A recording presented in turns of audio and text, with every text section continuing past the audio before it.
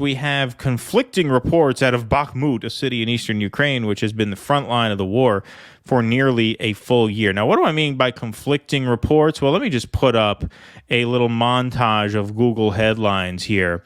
Zelensky says Bakhmut is only in our hearts after Russia claims control. That's in response to a tweet, a video that went up this morning, which I'll play for you in a second.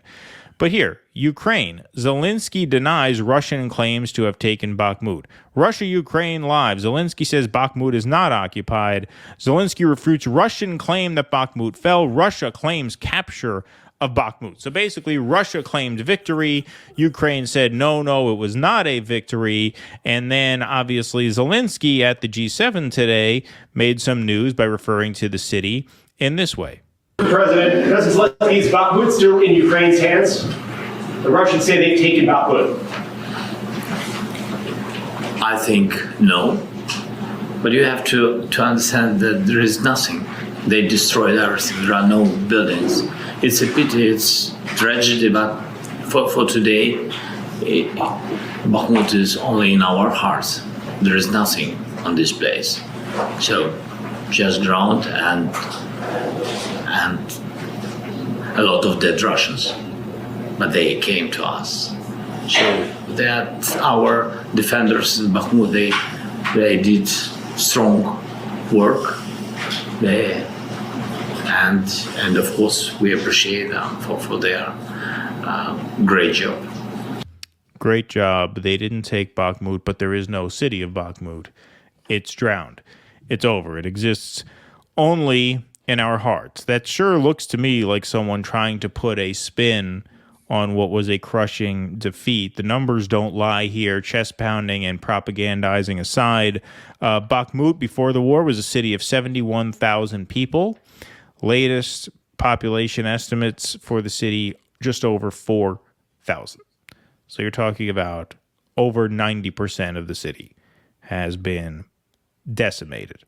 So, like I said, this clearly spells terrible news for Ukraine. But now that the city is lost, you see, this is an interesting display in how propaganda works here. Now that the city is lost, Wyatt Reed put together, I thought, an interesting montage of slides talking about the difference in coverage before Bakhmut fell, leading up to its fall, just giving you an idea of how the media moved the goalposts here. So CNN explains Bakhmut.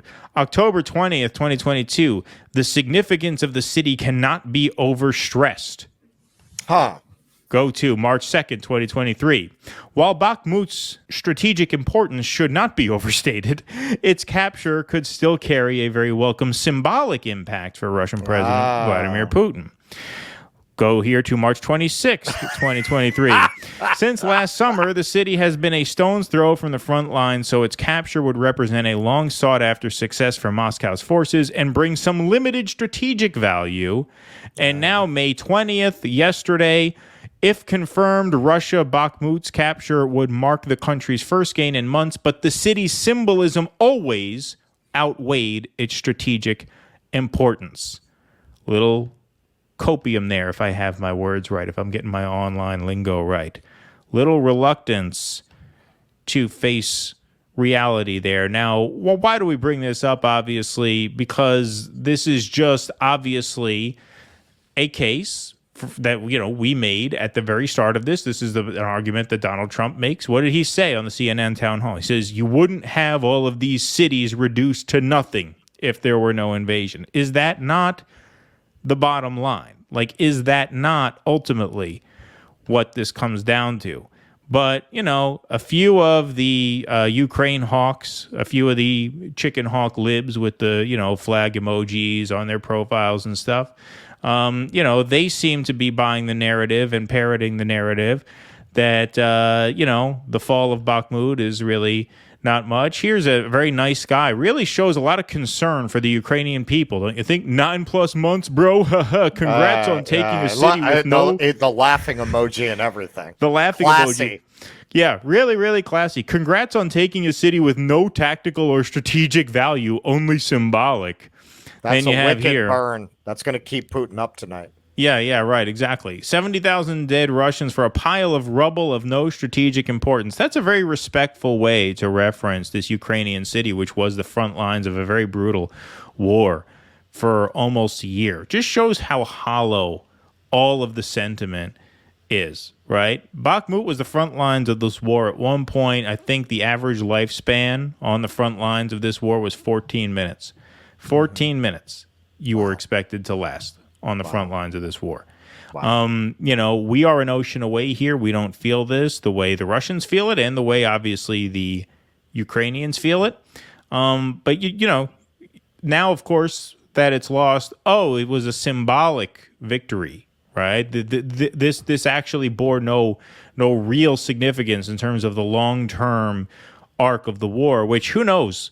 Who knows? It might be true because the way this is looking and sounding, it doesn't look like we are in the mid stages of this war. It looks like we're in the very early stages of this war. It looks like it's just going to go on forever.